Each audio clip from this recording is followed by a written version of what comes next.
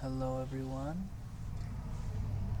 I have this poster of Black Butler here as my background, and I was hoping to post a video in response to some information online. I have this poster up just so that it's something cool to look at in the background instead of my room or anything. Hi. Wearing my rainbow jacket here. I got during San Francisco's Pride Festival, I think a couple of years back. Hopefully the audio gets recorded pretty well. I have this fancy audio recording system here. I'm a big fan of Black Butler. You should definitely check it out.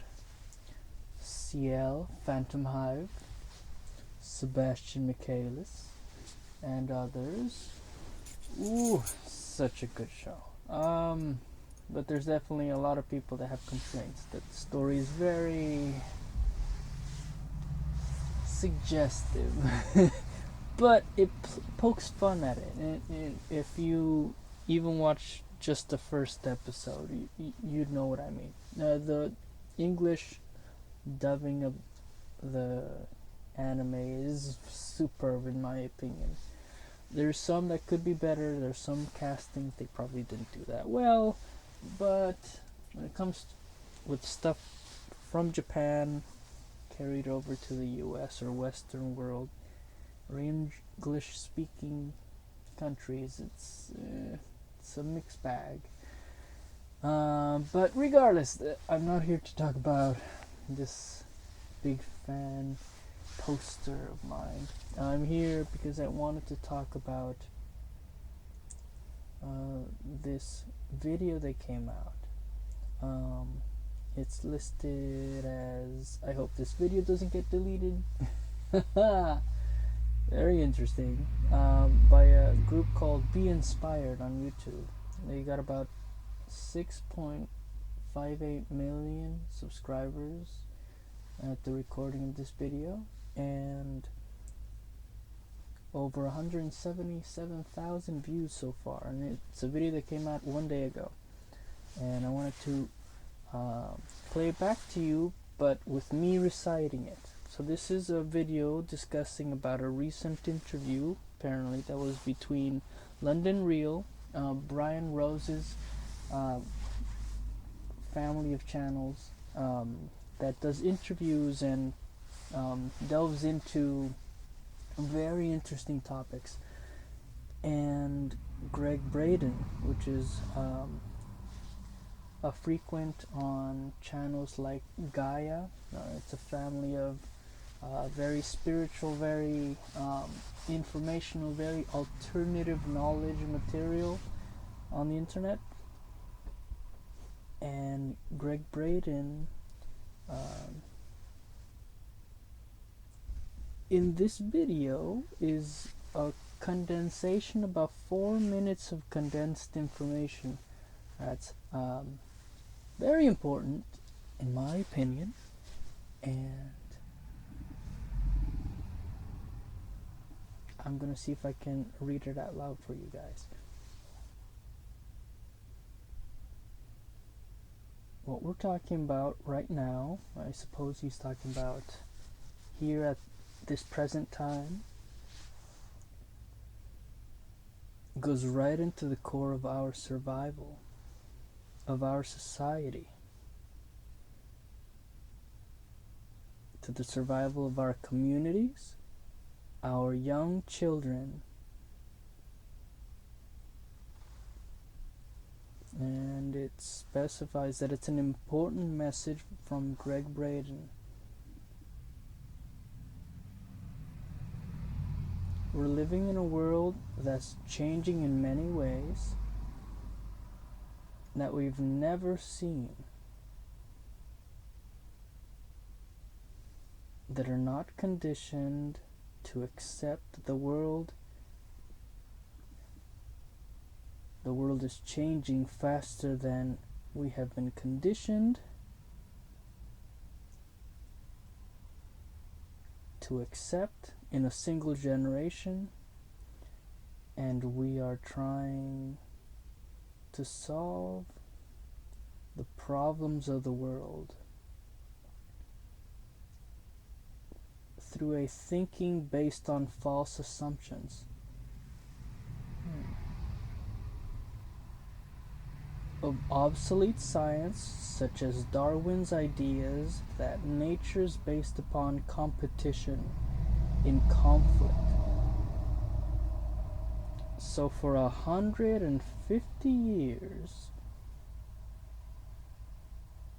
because that was believed to be the theme of nature, it made sense to try to incorporate that theme into our personal lives in relationships.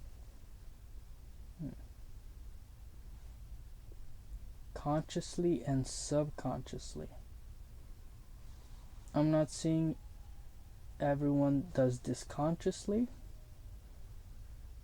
but between nations, in communities, in societies, we now know the best science of the modern world tells us that nature's primary role is cooperation. And this is very true in my opinion. When we see so much competition that tells us how far our weeks stretch for, we're seeing the rise of hate in ways we've never seen before. And we're seeing the rise of hate based on religion, color of our skins, sexual orientation, hate crimes, and polarization, men against women, Christian against Muslim, and it's not just in the Western countries. You're seeing this all over the world, and it stems as a difference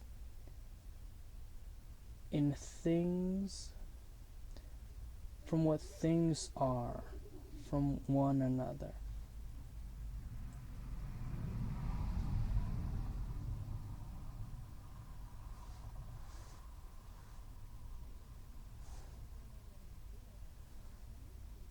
The difference between one another stems from the way we've been taught to think.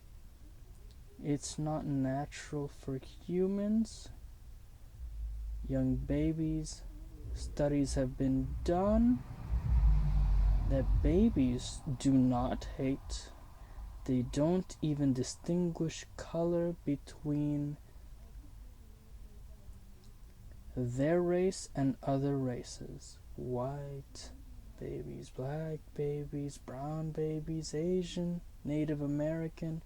They don't know the difference until their parents tell them that the difference is there. I think about this often. What would it be like to raise an entire generation of young people based upon what we know now to be true in science, rather than these false assumptions we've asked science to tell us who we are, and science is doing a really good job. And the question is, are we willing to embrace the story that science is telling us there? A philosophy now in science in the scientific community that consciousness informs itself through its creations.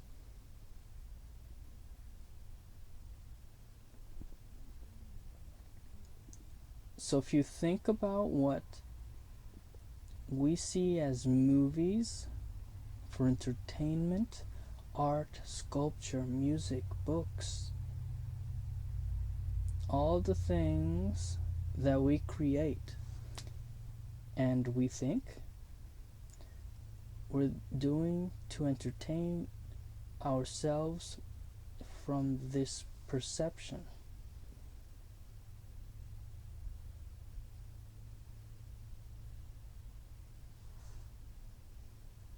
We entertain ourselves from this perspective consciousness.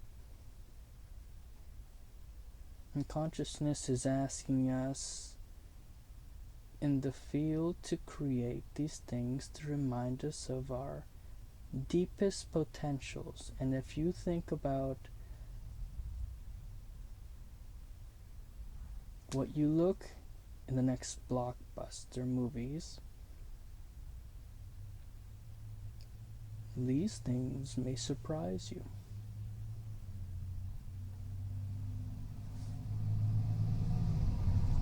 Even the movie makers that have had the greatest impact, and as different as they may be from one another, their common themes are, for example, The Matrix obviously comes to mind. That was about a world that we cannot see.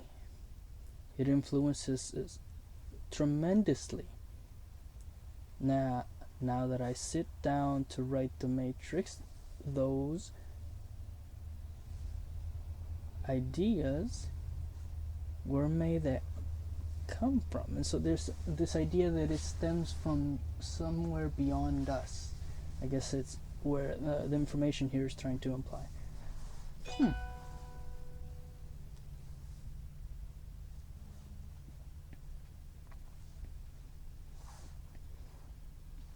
The Avatar, the movie The Avatar. Themes like that of the movie Inception.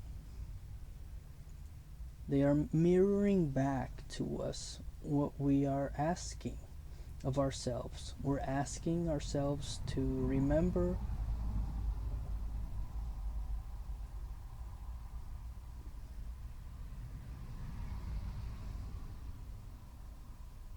who we are, and in our potential, in one of the ways that we're doing it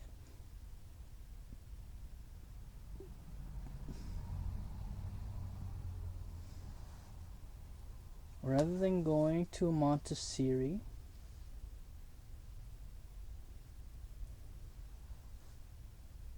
leaving your family and your life behind and living on the mountain for the rest of one's life.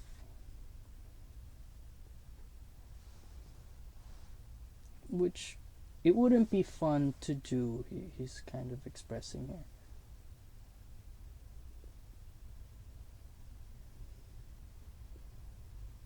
We're asking consciousness through our expressions of creation. Not just for the fun or entertainment, but to tell us about what it is that we've forgotten about ourselves.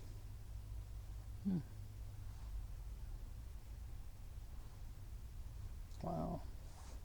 Thank you, Gregg Braden, and the interview recording from London, Rio, Brian Rose's channels. Okay, yeah, this is interesting. I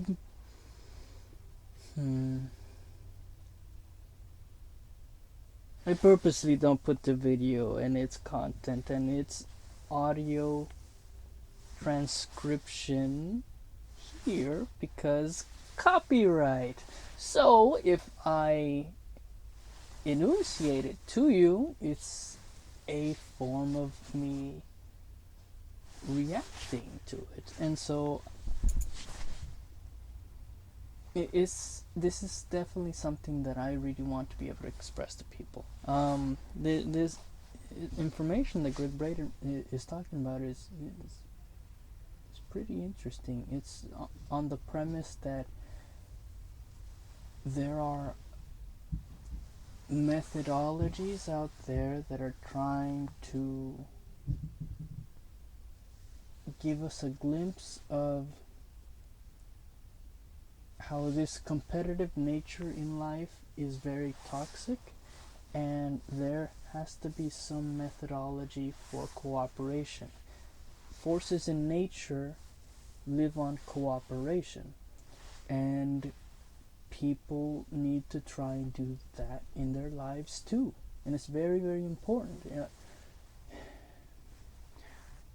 Division and toxicity only leads to a very bad end before a continuation of people and the life we're accustomed to. People need to cooperate. You need to be able to work together, find common ground with each other, stay positive, have fun, have a great time with each other. These type of concepts are very important, and he touches base on these sort of things as well, and it's very, very cool, very, very interesting. I highly recommend that particular video from Be Inspired's channel, or the full interview from London Real's Brian Rose channel, his specific website, londonreal.com, if you can't find his content online, because censorship. So, yeah, factors we need to be conscientious of, and I definitely am, and this is why I'm approaching this sort of material this way. And with that, I leave you until the next video. Thank you for watching. Feel free to comment, press like or dislike. Tell your friends about this video. Let's have a discussion. Feel free to put comments on the bottom of the video, and I'll see you guys on the next video.